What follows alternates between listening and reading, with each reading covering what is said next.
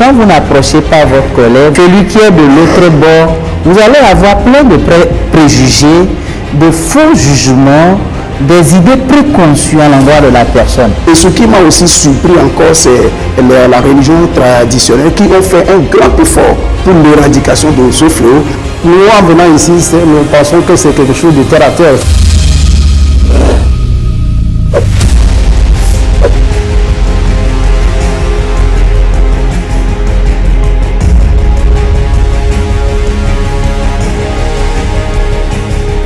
Qu'il me soit permis de vous souhaiter la bienvenue ici au stade de Kégué à l'occasion du lancement officiel de la campagne de Faith to Action.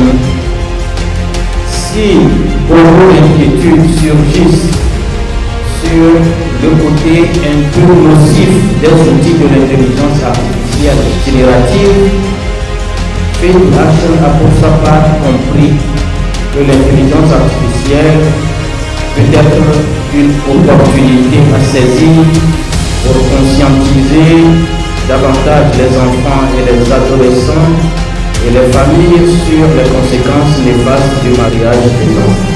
Sur ce, je déclare ouvert les travaux de cette séance de campagne qui va durer quelques mois sur l'ensemble du territoire.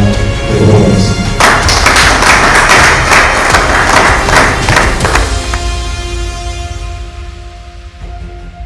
L'objectif principal, c'est d'instaurer une dynamique interreligieuse unie pour porter, pour diffuser et pour incarner les messages de la campagne à travers les réseaux confessionnels. Depuis le matin, nous avons fait un peu le constat, c'était le premier module, le constat, le mariage des enfants au Togo. Quel est le constat? Qu'est-ce qui se passe? Où en sommes-nous? Pendant l'enfance au Togo. Donc quand on fait un petit tour, nous constatons qu'au moins nous avons 600 000, imaginez 600 000 personnes qui sont victimes et qui sont des filles et des jeunes femmes qui sont victimes du mariage d'enfants. Nous avons voulu savoir quelle est leur appréhension sur le mariage des enfants et quel est leur constat entre ce qui est dit selon leur test et ce qui se fait dans la pratique. Un enfant ne peut pas être marié et on ne peut pas parler d'honneur en parlant du mariage d'enfant. Donc la Bible a été claire. L'islam dit, par exemple, selon notre prophète Mohammed, sallallahu alayhi wa sallam, il dit quiconque a la capacité et les moyens de se marier, qu'il se marie. Donc cela voudrait dire en fait que le mariage, ce n'est pas quelque chose des enfants. Il faut être mature, responsable avant de s'engager dans ce mariage. Donc l'islam condamne fermement le mariage des enfants. Toutes les confessions religieuses, de façon collective et consensuelle, nous ont dit que non, il n'y a pas lieu qu'à ce que les enfants puissent se donner en mariage. Et la plupart d'entre nous, nous avons nos préjugés quand on parle un peu de la religion traditionnelle et autres là.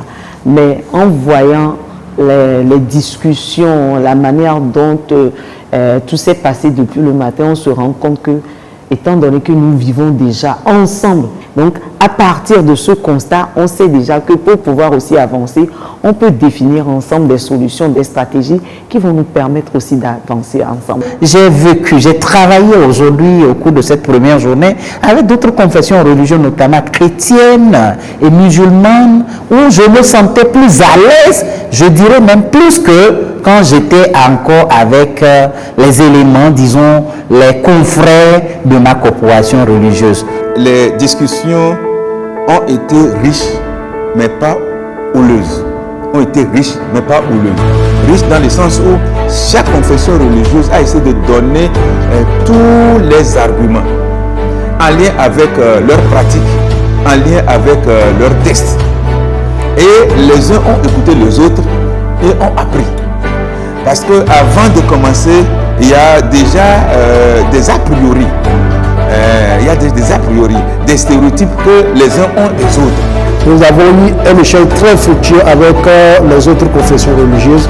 Nous sommes très très fiers de partager parce que de loin, quand nous nous approchons pas, d'aucuns pensent que c'est très compliqué de collaborer, alors que la collaboration, c'est très simple. Il faut juste être ensemble pour mieux partager. J'ai beaucoup apprécié parce que presque toutes les religions aujourd'hui sont d'accord que c'est un fléau le mariage des enfants. Et ce qui m'a aussi surpris encore, c'est la religion traditionnelle qui ont fait un grand effort pour l'éradication de ce fléau en limitant les périodes même des enfants dans les couvents.